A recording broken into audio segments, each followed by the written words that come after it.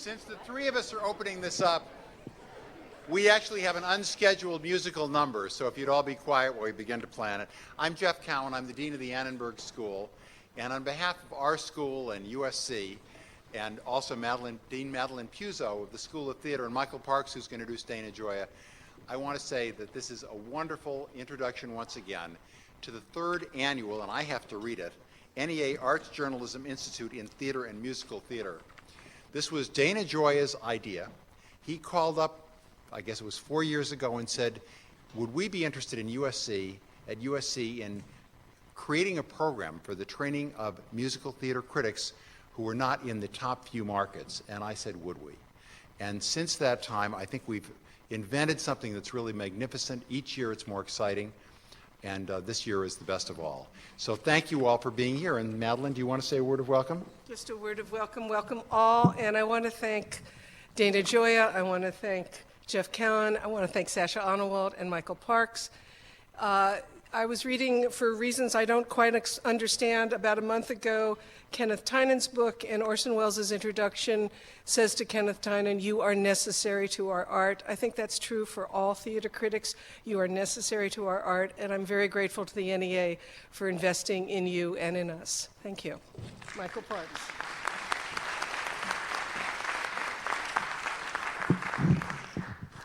And that's my cue to welcome you here.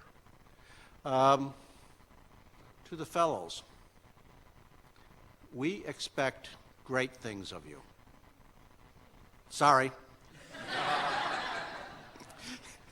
I'm out of the newsroom too, and so this seems a little odd, a little obvious, and maybe a little awkward. But you're here, each and every one, because we expect great things of you. The goal of our journalism school, among many others, is to improve the practice of journalism. You know, you think about it. We talk about it, we grouse about it, we do it every day. But how do we get it done? How do we get better journalism into the papers, onto the air, and onto the websites? So that's what we're about at USC Annenberg. And so we expect, because of this course, because of these workshops, because of all the things you're going to be doing, that you're going to really improve the practice of journalism. And we're going to be challenging you to think about how you're going to do that all through these couple of weeks. So that's the serious part. So what's the next part? Well, as Jeff said, poets have visions. And Dana Gioia is a poet. You've all been introduced to him, you fellows, but there are others who may not know about Dana Gioia. And because he heads the National Endowment for the Arts, you might think he's a cultural bureaucrat. And that'd be fair enough. But he's got 3 rather good books of poetry out there. And they've been recognized, and they've gotten awards. And when he's not in Washington, he lived in Sonoma County, so that's in his favor. Good wine. What else do we know about Dana Gioia? Well, he had a vision about what would improve the appreciation of arts in the United States, the participation in the arts. And that was to establish these journalism institutes here in theater and musical theater, at Columbia in New York, in classical music and opera, at Duke in, I think it's Duke, isn't it? In dance. If people knew more about it, would they participate more? So that's the other great thing that we're expecting of you. That the quality of your journalism will open up to people who read your papers, listen to you on the radio, read your websites, will open up theater and musical theater to them. So it's great entertainment, yes, but it's more than that, because it's through arts, I think, that we understand who we are, who we might be, and what we're about as human beings. And so David Gioia had that vision. Well, if you spend a lot of time translating Romanian poetry and Italian poetry, Latin poetry, German poetry, I think you do begin to get visions. I'm going to ask Dana to come up and talk to you a bit about his vision and where arts are today.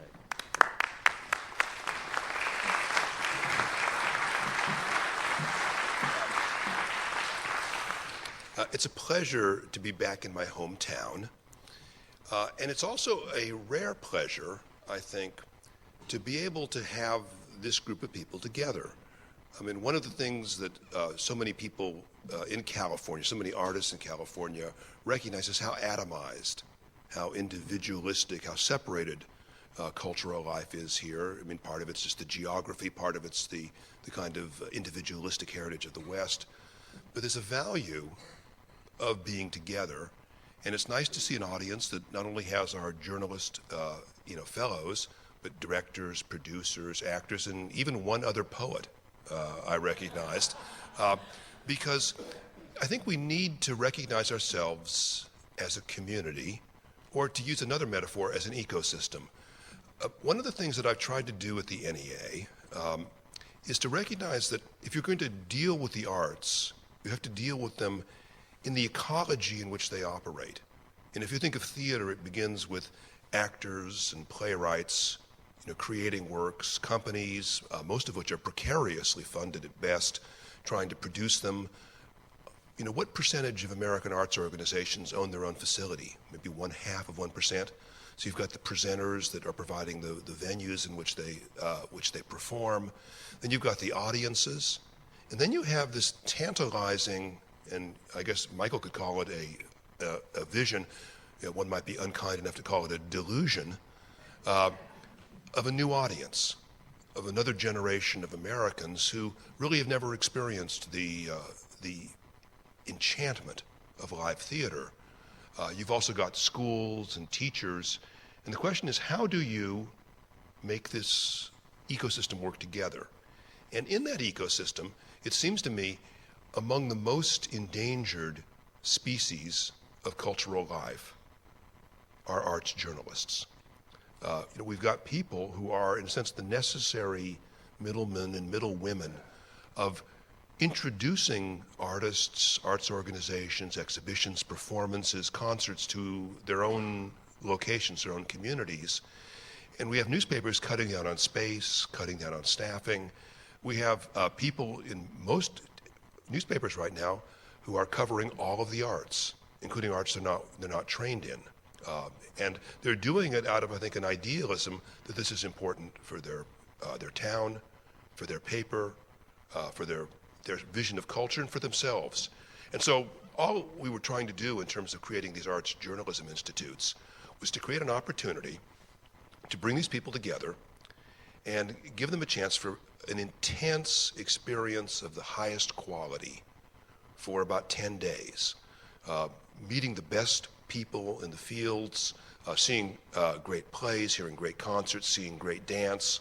And I located these things across the United States, because I think one of the most important things we can communicate is how broadly the best in the arts are disseminated in the United States today. And Los Angeles, by any measure, except perhaps New York City's, is one of the great theater cities in the world.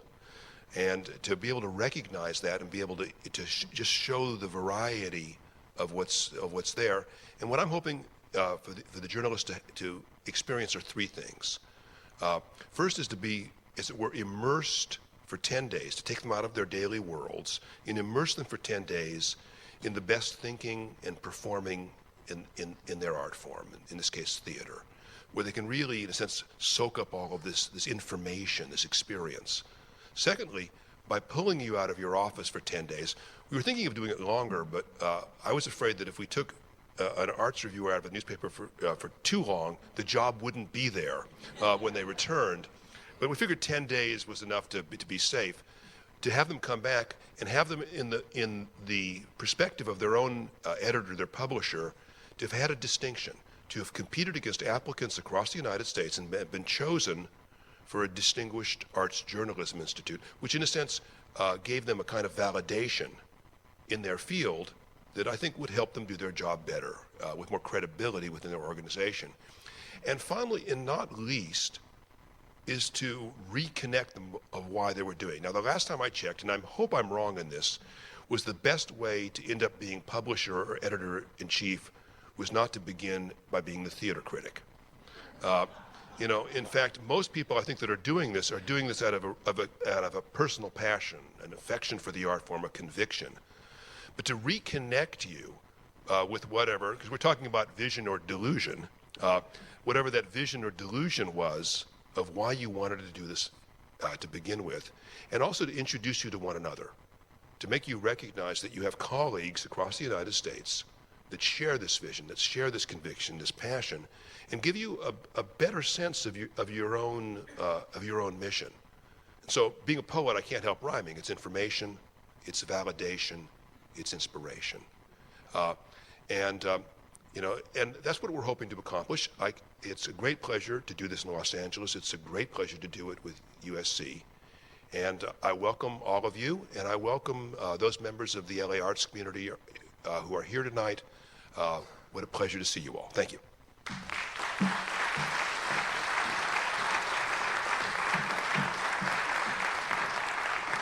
I'm Sasha Anawalt, and I'm the director of this NEA Institute.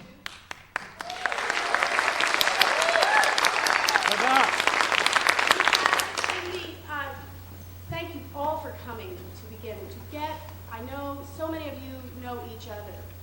And when you think about everybody you're looking at here, and just say, wow, to get everybody together in one room from different parts of different theaters, and we have 25 unknown journalists who are fellows on this program, and I would like them all to come up, and they are going to introduce themselves, if you can see. Come on up, fellows.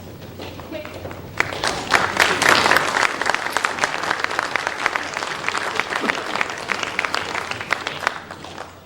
All right. This is a tradition, actually, of the NEA Institute, and I thought to break it, but we all agreed we weren't going to break it. It's the March of the Fellows. So we will start on the end, and they know what to do, so hit it. Katie Shardle, Tallahassee Democrat, Tallahassee, Florida. Marty Hughley, the Oregonian, Portland. Rebecca Retzel, The Intelligence Journal, Lancaster, Pennsylvania. Kyle Miner, the New Haven Register. Michael Howley, the Montgomery Advertiser, Montgomery, Alabama. Tony Del Valle, Las Vegas Review. Michael Moraine, Des Moines Register. Victoria Welch, Burlington Free Press of Vermont. John Storr, Savannah Morning News, Savannah, Georgia. Joe Nickel at the Missoulian in Missoula, Montana. Dana Olin, The Idaho Statesman, Boise, Idaho. Darcy Flansburgh, Redlands Daily Facts, Redlands, California. Sherry Lucas, The Clarion Ledger, Jackson, Mississippi. Deborah Martin, San Antonio Express News, San Antonio, Texas. David Burt, Quad City Times, Davenport, Iowa. Renee Bellois, St. Paul Pioneer Press, Minnesota. Sherry Dietrich, Louisville Eccentric Observer. And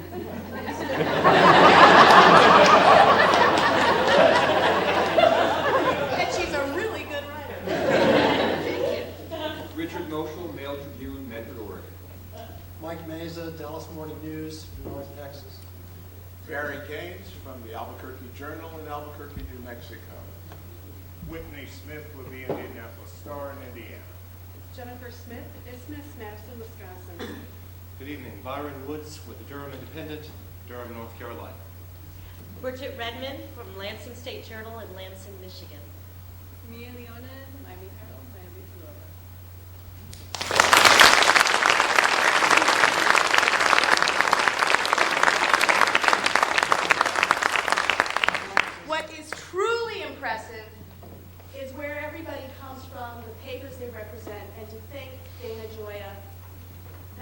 the end of this year, 7.5 times this number of journalists, different journalists, will have gone through these institutes. It's a remarkable gift, a duty, an honor that we all feel as journalists to have said, we count, we matter. You asked everybody to take themselves seriously, and they do, and it is just incredible to think that tax dollars and your duty as an American citizen really is somehow integrated into this big, big, big picture of America and of theater and of all of you. I want to also thank people who have done so much to make all of this possible, and I'm going to do it very, very quickly because this doesn't happen out of the blue, and it happens with a lot of help and partnerships with theaters across town and people. We make a campus out of the Colburn School. Thank you, Barbara Biden. MoCA, Jeremy Strick, and Carrie Stafford, we've spent time in there. CTG, Center Theater Group, Michael Ritchie, Charles Dillingham, Doug Baker, you made a lot happen. Red Cat, where we are, this great, sacred, amazing theater with so much great theater and dance and film and speakers and poetry happens day after day after day. Thank you for letting us into this space. Steve Levine, Mark Murphy, George Ludd, and Bill Ballou. Terrence McFarland, who is the Executive Director of the LA Stage Alliance. You have broadened your wings and welcomed all of these people. You've invited them to do a blog. That is great. That anybody who wants to go in and see what they're experiencing over these 11 days can do that. Mike McDowell, who is a theater major. We have the Senior Cultural Director of Cultural Tourism at LA Inc. is a theater major. He knows more about the city. He's passionate about theater and about the arts, and he has been a true boon in this work. I really, really thank him. David Perry of Perry International Transportation. How do we get all of these people? We all know in Los Angeles it's so tricky. And Perry International is breaking into LA with their buses. I grew up with them in the East Coast. They're now here. And they have really, really helped us get around. Not yet, but they will. I thank you, David, Perry, and Carrie. At the center of our lives are the artists. And always. That's why we write, that's what we do. And Gordon Davidson, Annenberg Fellow, there is no substitute for being in the room with someone and hatching ideas. And Gordon, as Annenberg Fellow, has been there, the best editor I've had since Jack Viertel. He has given me a lot of great thinking and a lot of love, and you've always kept the artist first. For you, I thank you for what you contributed to this program, and I'm so glad that you are a colleague. I'm not happy without you. And you brought with you other artists, David O., Kirsten Chandler, Stan Chandler, Julie Dixon Jackson, and Tom Schmidt are artists who are going to be on this program, and we will enjoy them in a moment. But the most wonderful gift, or a great gift, was always your inspiration to bring John Lahr into this program. And you had that 3 years ago. And it's happened. I thank you so much for seducing John Lahr to Los Angeles, all the way from London, and your love of theater, your love of the artists, and what you talked about, that the act of criticism is not an act of hate, it is an act of love. All of us, everyone here shares that. And into fellowship we go. Let it continue. Thank you.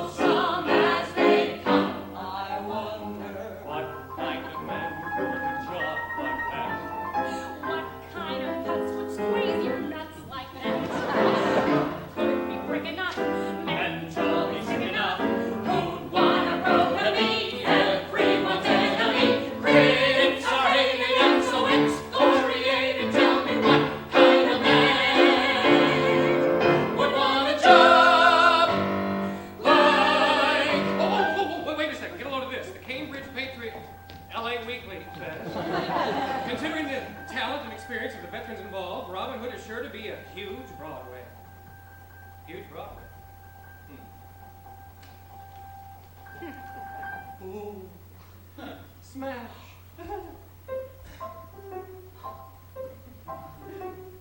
What kind of genius has a mind? So perspicacious, wise, and cunning like that. Far from his mother's knees, she must be thrilled to see how he grew up to be such brilliant company. Refined and reflecting, we're completely objected by lips of your heart. To meet a man like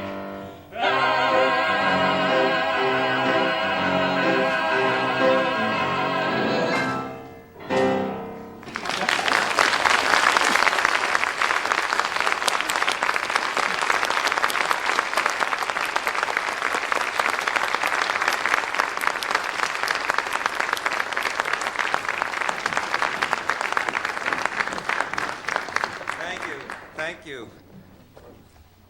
But that's the actor's point of view. It gives me great pleasure to introduce a person who has meant a lot to me in my lifetime, because he's not only a good friend, but he's a wonderful visionary, I think, about what the theater can do, what it is doing, and what it must do.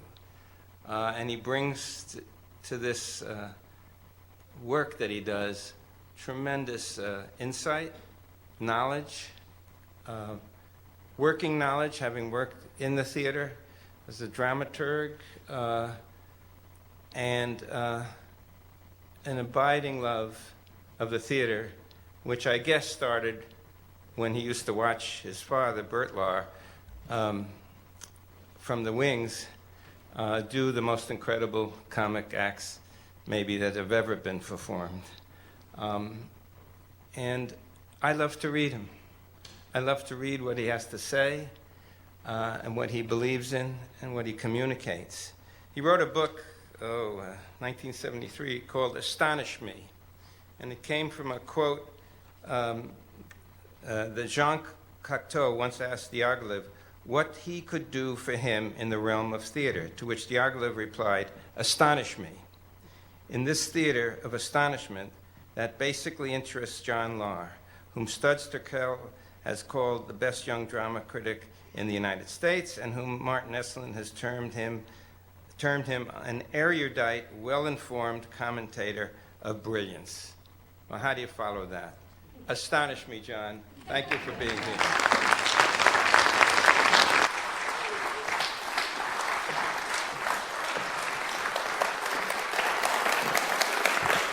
Thank you.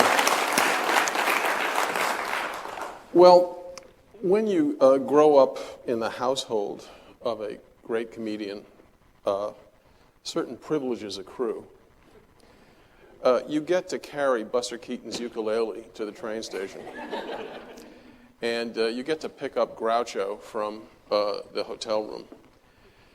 And your godfather is Eddie Foy Jr. of the Seven Little Foys, who when his wife told him she was leaving him, nailed all her clothes to the floor.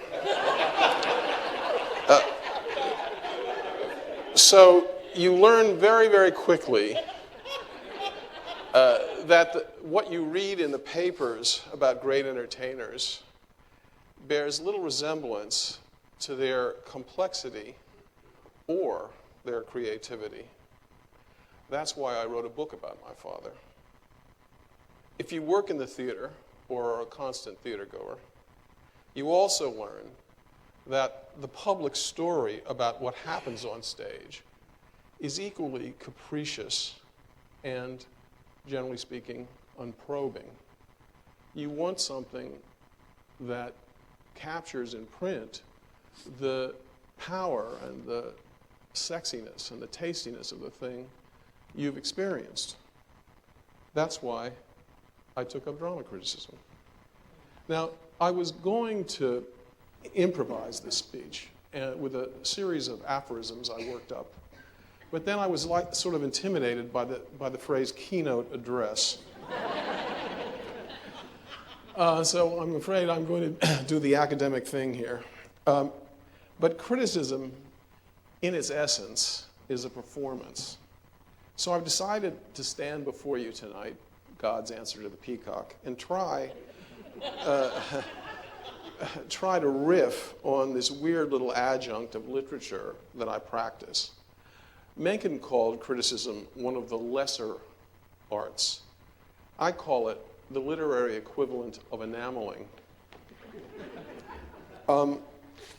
So in the late 60s, I think I can say I was the first American critic ever to work inside the theater as a literary manager or a dramaturg, working on scripts, on the productions, helping to choose plays. I started at the Guthrie, was traded to Lincoln Center for no money. So let's begin there. This is from my diary. And actually, the first page of the diary I started when I thought, well, maybe I'll have an interesting life in the theater somehow. December 31, 1969, New Year's Eve, at a run-through of Camino Real, Jules Irving, that's the wonderful artistic director of Lincoln Center at the time, father of Amy. Jules Irving pulled me aside. I just wanted to alert you to this. Katselas read your notes and blew his top. That's Milton Katselas. He said to me, this was a complete put-down. He kept saying, I'm no intellectual. Kay's show is so sloppy, so devoid of ideas, so incompetent to deal with the necessary changes. So now I type my notes and give them to Jules. January 1, 1970. Jules to Katselas. Take these notes and shove them up your ass with the rest of the ones I gave you. Jules met Tennessee Williams tonight. How's it going, he said. Jules didn't answer. Williams said, sounds ominous. January 7, 1970. Opening night. The show was terrible. Everything in theater I hate. Senseless spectacle, no ideas, no work done on characters. Jules came back from seeing Williams off. Another great evening in the theater. Makes me sad. We're all sad. We could have done better for Williams. Exiting the dressing rooms, the stage manager confided to me, there are a few of us who are very ashamed of this show. Went to bed with a sadness, one of the worst evenings I've been to. January 8, 1970. Jules woke me at 8 a.m. this morning. Clive Barnes loved the show.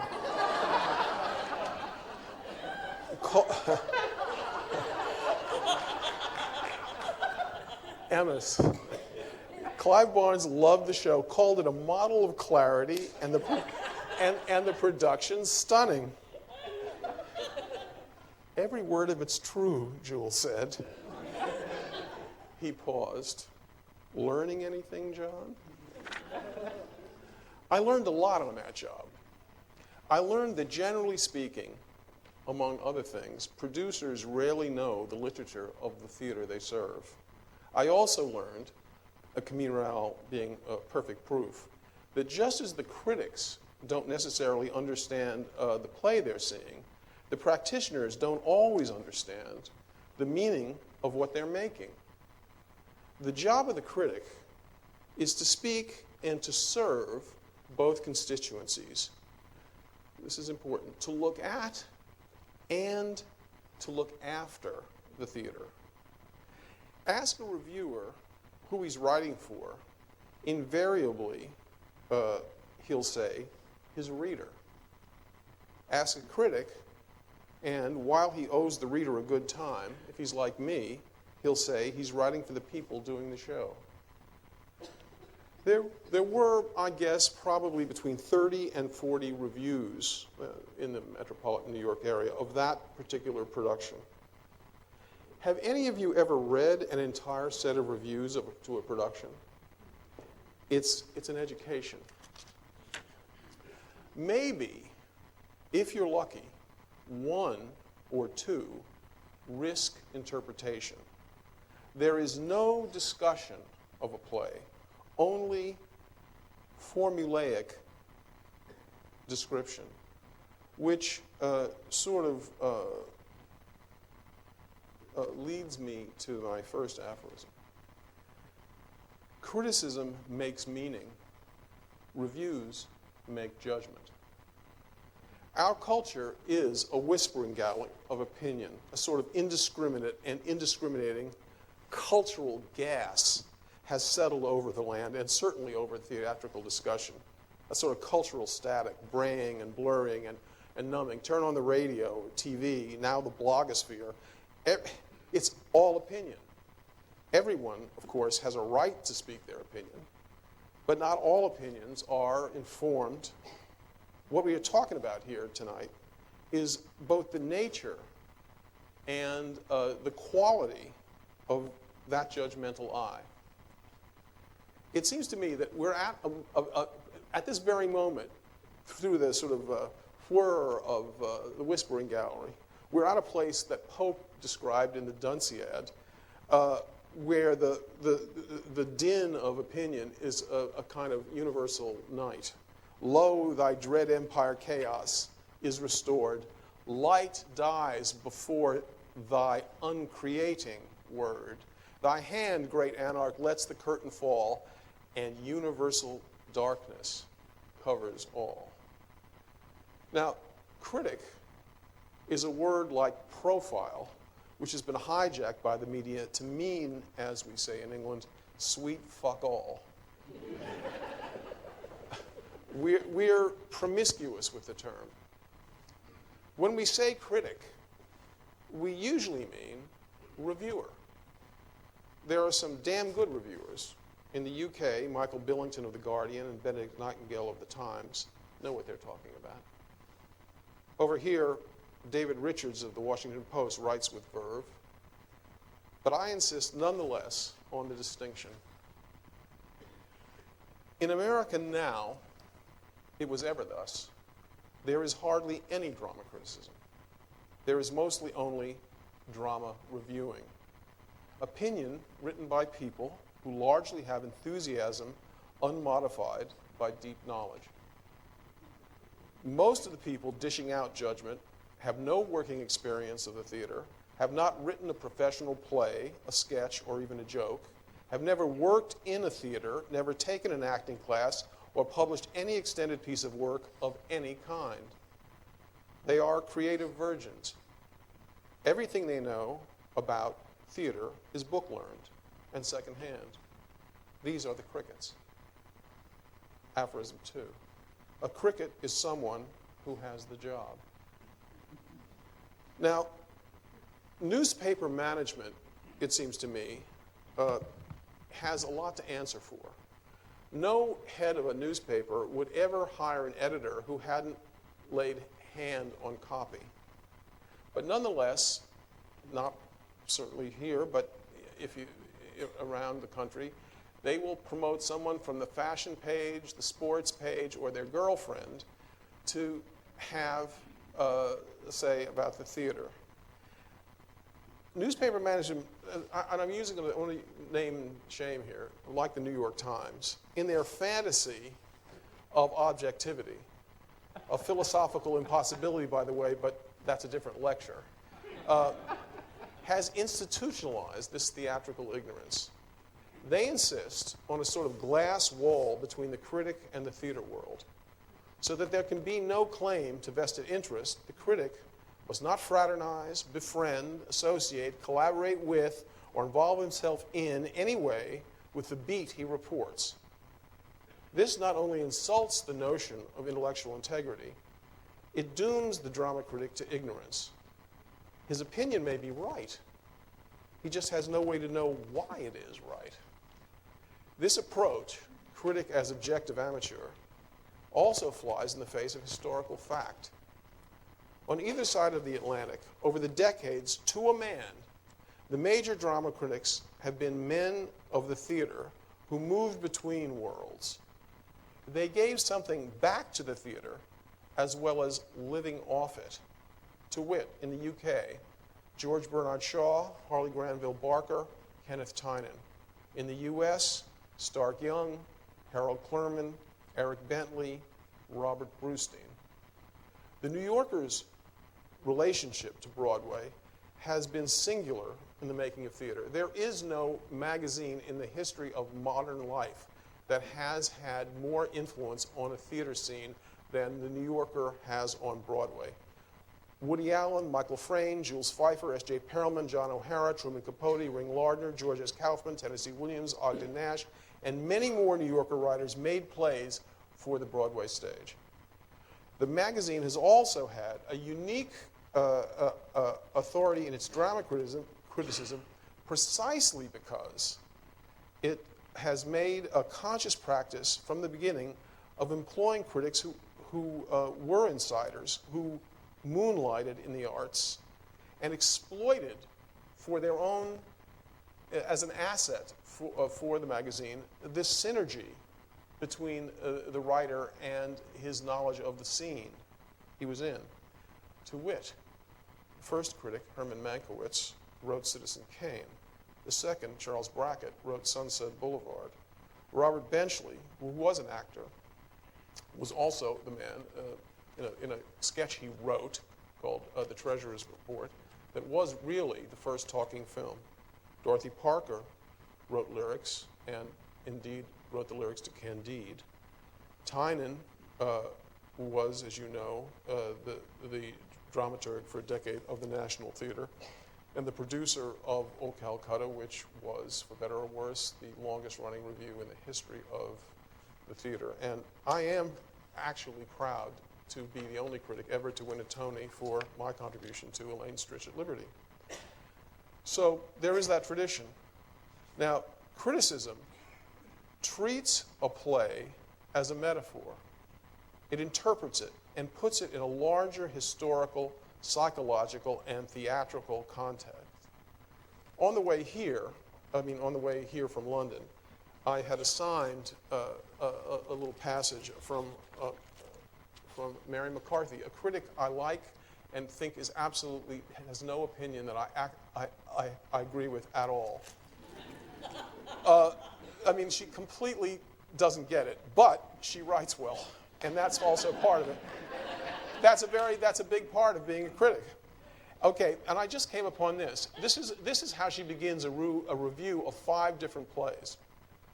The GIs have gone home. This is about 1947, January, February 1947. The GIs have gone home, and Broadway is at peace. For the first time in many years, the New York theatergoer this season can step into almost any theater lobby with that sense of virtuous expectation, of responsibility and enlightenment that the drama peculiarly awakes, that makes a theater for New York what the cafe is for Paris, a pleasure and also a pride, a habit and a ritual, a diversion and a duty. Wow.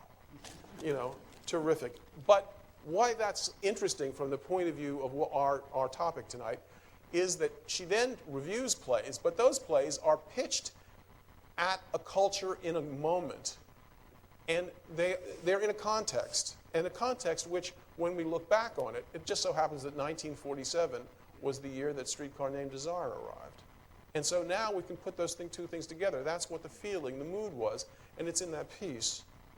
Now, as I say, criticism puts plays in contexts.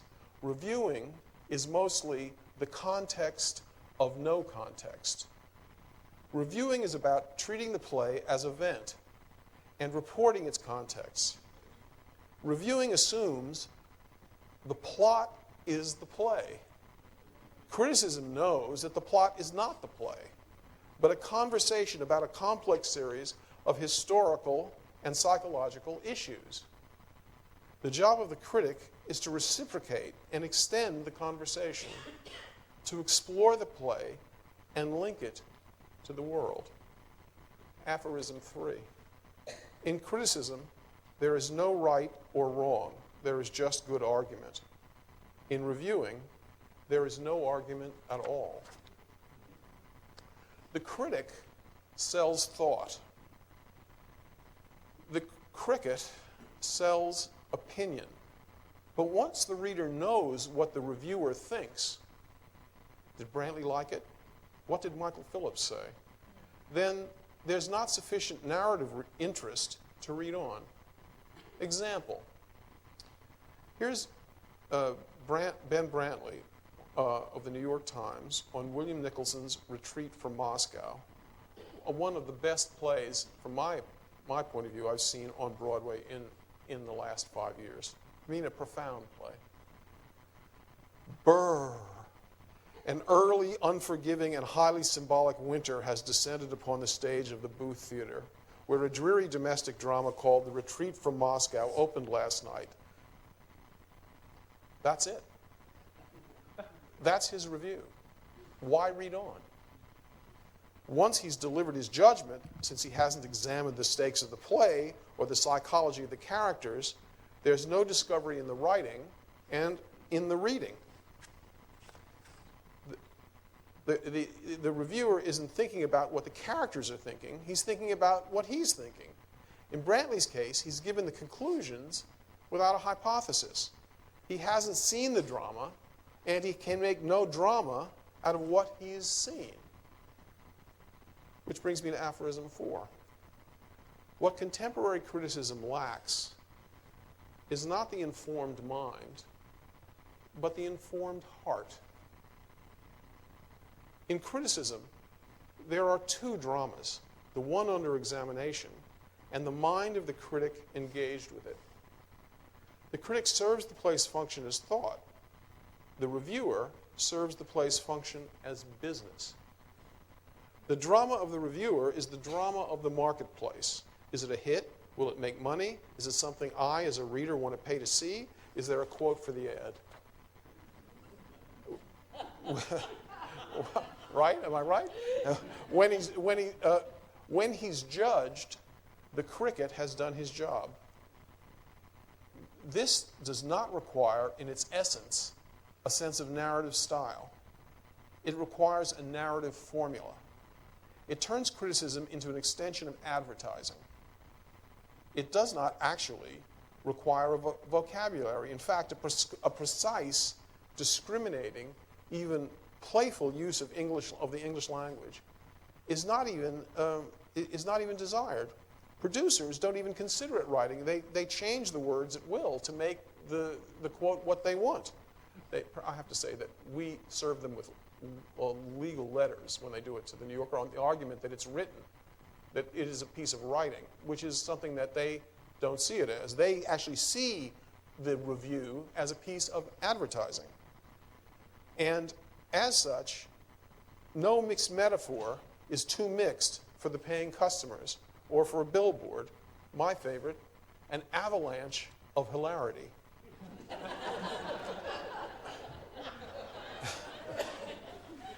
A critic has a point of view.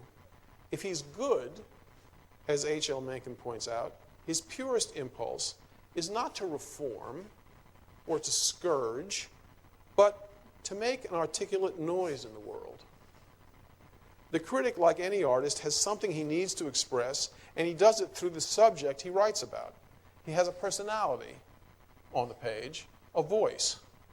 To write criticism, which, let's face it, is an intellectual entertainment, the critic must have style in order to corrupt an audience with pleasure, to make both himself and his unacceptable ideas irresistible. This means that he has to have a command of a vocabulary, syntax, and rhythm is essential.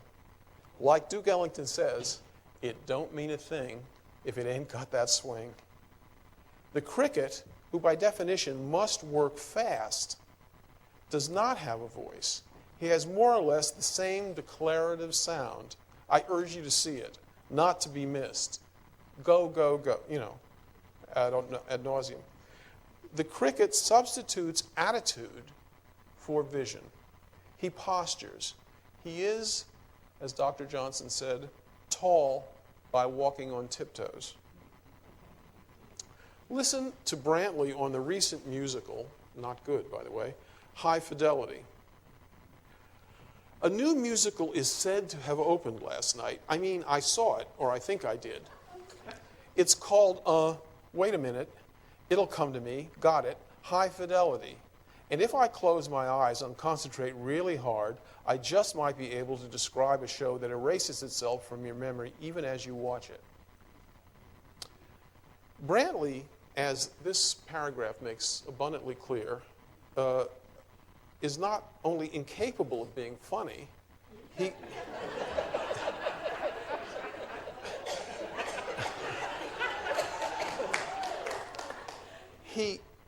can't write well enough to describe anything. He's an empty vessel making a big noise. Now, the cricket, Brantley especially, does not command a vocabulary. He commands a readership. He's looking for sound bites, not style. He produces adjectives, let's face it, not sentences. Reduced, this is important, reduced to its simplest, most elemental, it's not even language. Frequently in print media these days, it's a series of graphic signs which replace words or make them unnecessary.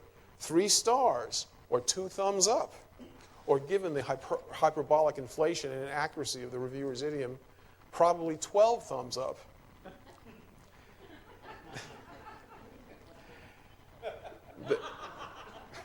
I'm glad we have a warm spot over there. The critic thinks against prevailing opinion and opens up new avenues of thought about the work.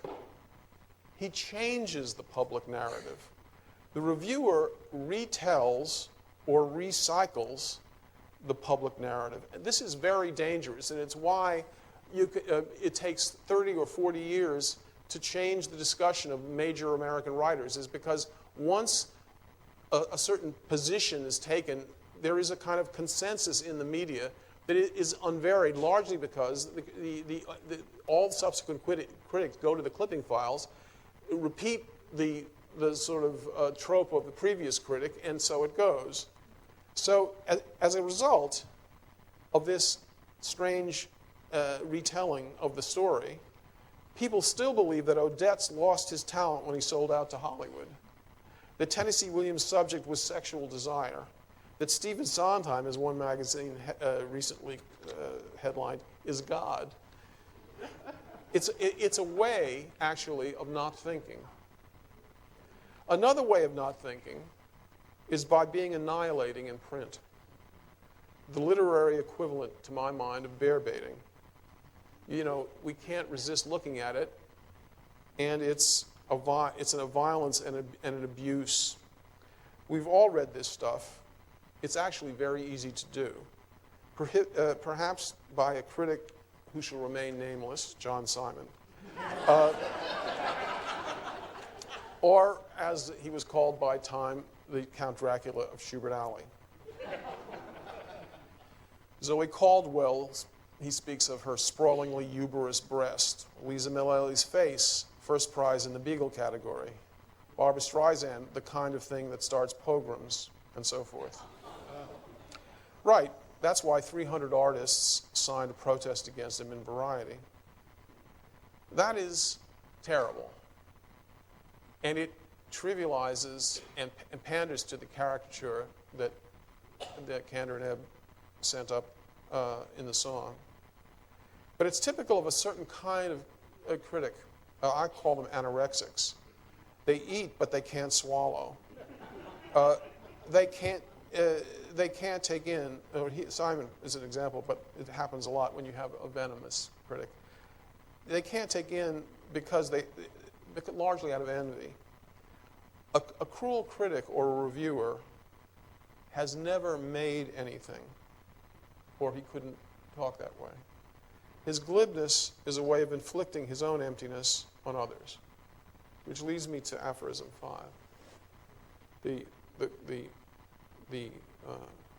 Institute has already heard this.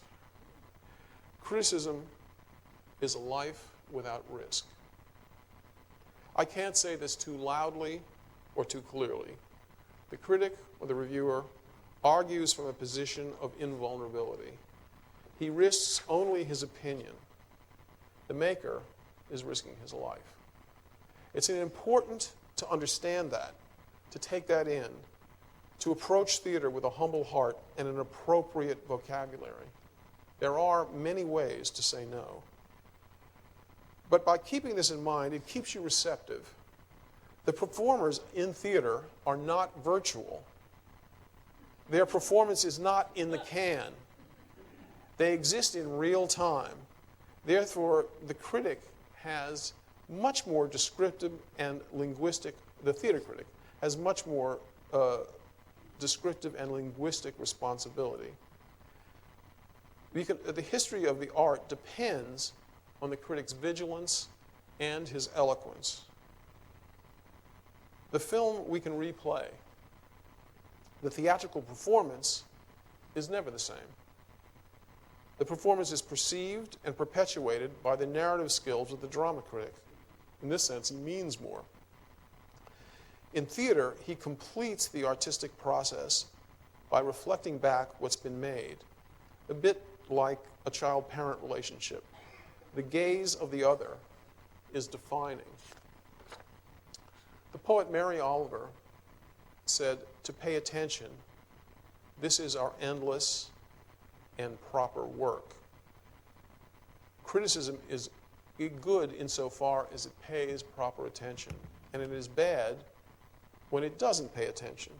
Here, just to be democratic, is the late Brendan Gill of The New Yorker, not a theater man, a good writer, but not interested in theater particularly, on Dream Girls. I've chosen this for a reason that's obvious. Many of the lines in the dialogue, though spoken in this instance by blacks, used to be spoken in movie musicals of the 30s by such white performers as Ruby Keeler and Ginger Rogers. The soul that the musical purports to deal with is mostly soap and has no particular racial origin. The fact is that what might have been a quite ordinary show has been given a quite extraordinary production, and the less intellectual satisfaction one attempts to extract from it, the happier one will be. What's terrible about that, and what should consign him to drama critic prison for a while, is that he doesn't fulfill the first requirement of any good critic. We don't see anything, we don't hear anything. He refuses to engage in the show, and he's telling you, don't think about it. He's shirking his task. When proper attention is paid, the theatrical and the literary experience merge. For instance, in Kenneth Tynan's pitch-perfect description of Vivien Leigh as Cleopatra, by the way, a review that was so good and so trenchant that Olivier hired him away from the Observer into the National Theater, figuring it was better to have Tynan pissing out than pissing in. Anyway, this is the review. This is his observation. And just listen with your reaching ears to both his understanding of acting and of the literature, and also to his command of English. Taking a deep breath and resolutely focusing her periwinkle charm, she launches another of her careful readings. Ably and passionately, she picks her way among its great challenges, presenting a glibly mown lawn where the author had imagined a jungle. Oh, just beautiful, beautiful writing, vigorous, compact, rhythmical, descriptive, and in that description, it somehow traps a dimension of the energy in the performance and is itself a performance. You as the reader see, you learn, you understand, you're amused, you come away with a sense of the play and its limitation. But you also, if you're a performer, come away with the knowledge that you have been seen. You have been engaged with and perhaps found wanting, but he hasn't missed anything. And he did it all in 4 lines. This is my aphorism 6. To ask a working writer, this is a quote from Christopher Hampton, the playwright. To ask a working writer what he thinks of critics is like asking a lamppost what he thinks of dogs.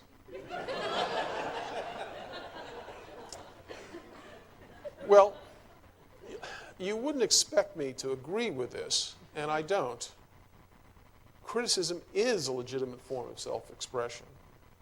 a Hampton sniffiness about working writers has all the sort of tinges of creative writing, as if there was uncreative writing.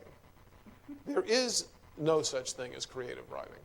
There is just good writing and bad writing, and that can come in any shape or any genre. Mencken, I think, for me, said it best. He said, "Let us forget all the heavy effort to make a science out of it. It is a fine art or nothing. If the critic produces a piece of writing that shows sound structure and brilliant color and the flash of new and persuasive ideas and civilized manners and the charm of an uncommon personality, then he has given something to the world that is worth having. I say, so be it." But the world has changed since 9/11, and the drama, as well as drama criticism, has taken on a different but important extra import. Culture is a river. We all, large and small, feed into it. It's how we understand our present and our past. Culture is also a faith and a narrative. It's passed between people. The word civilization has its root in civitas, city. Ideas are passed between people. Culture rubs off. Growth is through connection with others. Terror undermines culture. Terror demoralizes society, introduces profound suspicion of the outside world, a reluctance to engage in cooperative enterprises. It undermines community, civility, by enforcing separation, atomization, thoughtlessness. A dopiness we see all too clearly in our own current leaders. It promotes barbarity. Terrorism has made all of us survivors. These are dark times. The theater and theater criticism are, each in their own way, in the illumination business.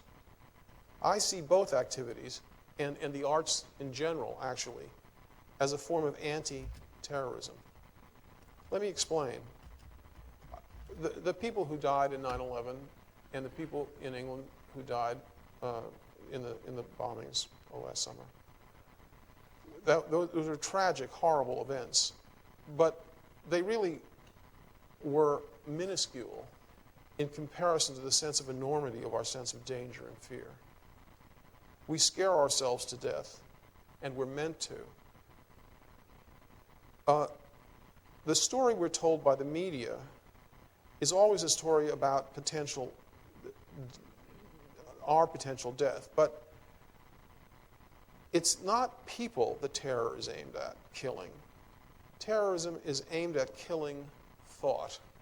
Terror stops thought. It's meant to discombobulate, destabilize, agitate the mind so that it's prone to mistakes and misjudgments in its hurry to eliminate annihilating doubt. We see this transparently in the fiasco of our own government, in its inability to deal with crisis, in its negative hallucination, that is to say, the inability to see what's under its nose. That is a terrified community. My feeling is that we're all far more traumatized than we fondly think. Yes, we can read in the papers, as we just last week, that Broadway made more money, had more attendance, I think it was 12 million, than ever before. But these people are a reflection of what I'm talking about. They are retreating from feeling, from thought. They are exhibiting numbness because they're paying not to think, but to escape thought. Now, to inflict real or psychic pain turns us away from the world. Think of a toothache. When you can only focus on the ache, your thinking is wrecked. Pain unmakes the world. Art, by contrast, makes the world. It makes meaning and coherence.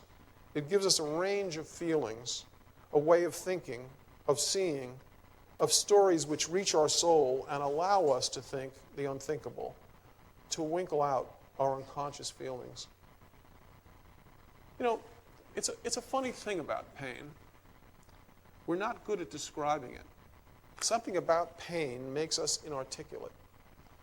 Pain makes words impossible. Art, particularly the theater art, which speaks directly to the community, and drama criticism, which describes that art, names our pain. It gives us words. By doing so, it makes our pain subject to thinking and the processes of understanding. Theater promotes understanding by putting experience in context, by making connections beyond the normal and rational. By being prophetic, it is thought-provoking, which is its gift and its danger. It generates survival spirit. It gives us courage by making us laugh. It brings us together in community. It promotes flow, that form of intense concentration, which you might know as a golfer or a trout fisherman, in which the doing and the receiving is the opposite of rumination and worry. It frees the self from fear. Drama and drama criticism help us to think outside the box, require us to look and to listen to the world in new ways, non-rushed, meticulous, seeing the significance of the insignificant. It's the opposite of the diagnostic intelligence. The mind in a hurry tends to see what it expects to see, or wants to see, or what it usually sees. Pache George Bush, a terrified man. I began by calling drama criticism enameling. It's a small avenue of inquiry, like A.E. Housman's justification of his academic study of classical poetic fragments at Oxford and Tom Stoppard's The Invention of Love. But it's honorable just the same. Only to shine some light, Stoppard writes. It doesn't matter on what. It's the light itself against the darkness. It's what's left of God's purpose when you take God away. Thank you.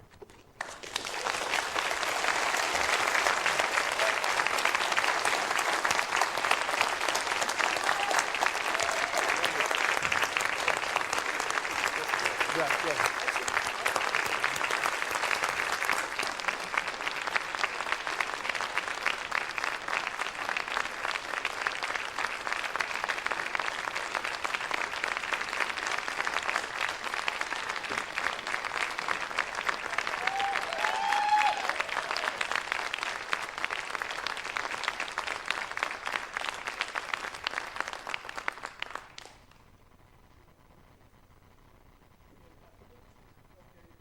I was told that we were going to have questions later down. If you want to ask a question. We have 2 or 3 questions. We have time for that if anybody would like. And I can't see it. I know you can. Ah, thank you. Have a question, because otherwise... Ask anything, or is that... Yeah. Judy, how do you prepare, or do you, before you go see a show? Well, I was telling the class, you do prepare sometimes. I keep the notepads. Well, I do for the profiles. And so when I started at the New Yorker, I also did for the shows, where I number each citation, but I might just throw in thoughts, readings, anything that comes to mind, or something about the history of the writer. And then when I come to write, I don't actually go back and look at it for ideas, but I find that in the intervening time between seeing the play and when I write about it, and that can be a few days, the unconscious takes care of that. And what I need, I have. You know, I can draw on it. But what I was saying to the critics, which I think is one of the problems, as I've spent a lot of time on the other side or waiting in the wings looking at the critics, critics are a bad audience because they're not looking at the stage. They're looking at their pads. And they don't. And if you're performing for critics, when the critics are in, that's dead energy because part of the dilemma is that the critics don't see themselves as part of the process. They have to be there. The important thing about being a critic is being present. And so it's best to shed your pad, get a script, make sure that the theaters give you a script, and so that you can just let the thing play on you and see what happens and see what you feel, and then follow that instinct in terms of where you take the review, because it's all about discovery. You don't sort of know, and that's why critics who have an ideology are bad critics, because they know what they're going to find before they have had the experience. And what's interesting about the job is being taken into places by artists that you didn't know you were going to be taken. So, that's why sometimes, I'm one of those people for whom plays have changed their life. Because after I saw The Homecoming, I went back the next day, bought a script, and sat down and heard it again, saw it again, and plotted it. And it changed how I heard language, etc. Another? Sir? Yeah. No, ma'am. I'm sorry, I can't see it. I just wanted to ask how you keep yourself so up and how you don't get burned out, because it does seem, from what I'm reading reviews, that critics generally have a curve. It's a great, actually, that, if I may, I'm not flattering you, that is a wonderful observation and a very important point. And I think it has to be taken on board by management. Not all plays need to be reviewed. At the moment, the newspapers are at a turning point. It's as if they can't see what we can see, which is very simply that they have to provide something that's not being provided by the other media. And actually, what they can provide is thought, and so that they can give more space to criticism and less to the crickets. And also, the blogosphere has no word count. So that it actually is more of an opportunity, I think, in the future to write what I'm talking about, assuming that enough people can get themselves more authoritative in the field to be able to make all these connections. But what you're trying to do for people is to keep one of the terror, and this town is the worst for this. The only thing the magazines are interested in are lifestyles or marriage. It's just gossip and anecdotage. But so that the actual achievement and skill of actors, the alchemy of performing, and the subtlety of it, maybe you can't put words to it, but the story of how things get made and what actually happens, and that's the story of the theatricals has gone out of the discussion. You won't find that anymore. And one of the jobs, I think, of drama criticism is to keep the theatricals and the theater, which is, this is a city of numbers. And let's just agree that the theater is a minority interest, that it's never going to have mass appeal. Let's agree with that. So what? We need stories. Almost all the stories we are told are corporate creations. They're designed and manufactured to pick our pockets. And the theater is the last place for the individual voice.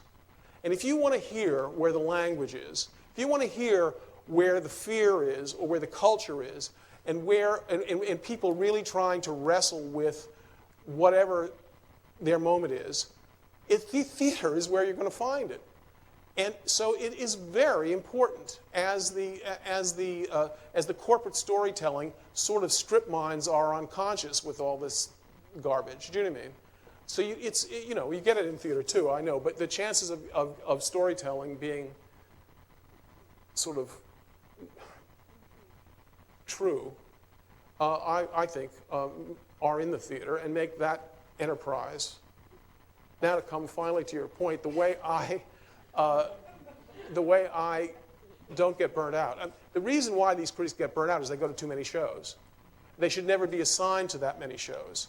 And you're absolutely right. They get burnt out. They start out with all this enthusiasm, but by the third year, it would rot your brain pan to go to 100 plays a year. I mean, it's ridiculous. And incidentally, as you get older, again, I'm quoting a line I said tonight, I've actually thought to myself that line Max Wall, a famous English comedian, said. He had a pianist who used to play and interrupt him, and he would look down his sad sack face, and he'd say, while he's playing, I'm decaying. You don't want to waste your time. Your time is, you've got so many good years left. You don't want to have bad art on your But the fact is, the way I do it is I don't go to everything. I don't think it's my job to go to anything. When I go to town, which I'm doing tomorrow, I know which 3 shows I'm seeing, and I know the artists that I'll be looking at, and I know I want to see them, and I want to keep that record of their work. One of them is Wally Shawn, who's a great writer, an important writer, who not enough people know about. And I want to keep him in the culture. And although maybe you think it's a terrible thing to say, my view is if it's not in the New Yorker, it's not in the culture.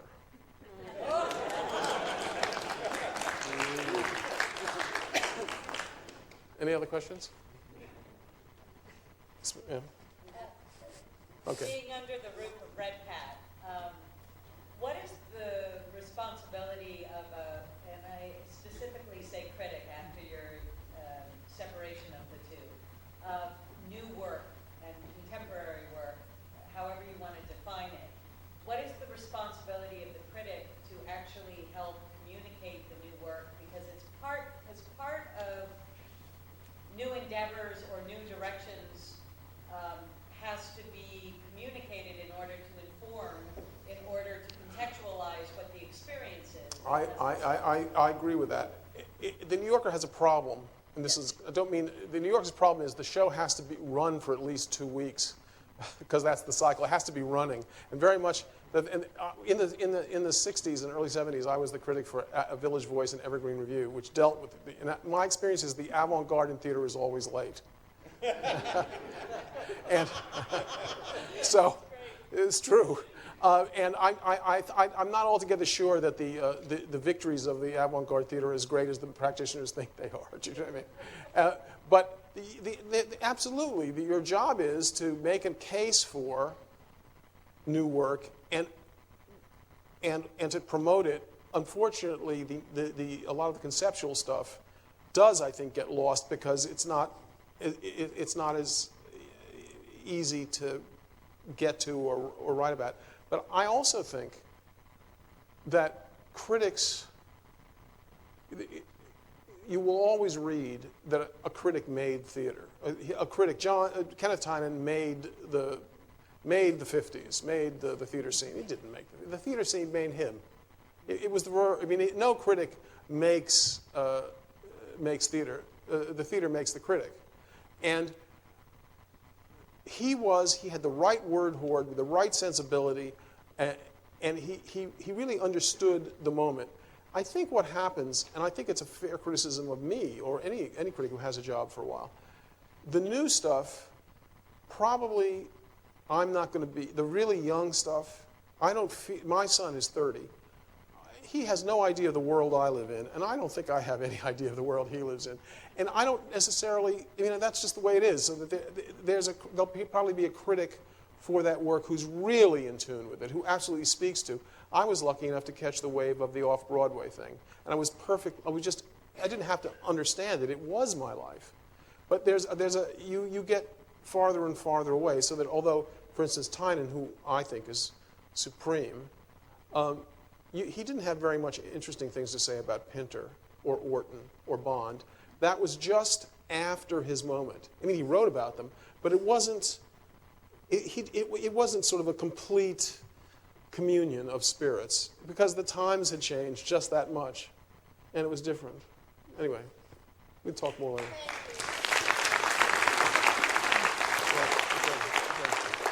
Good.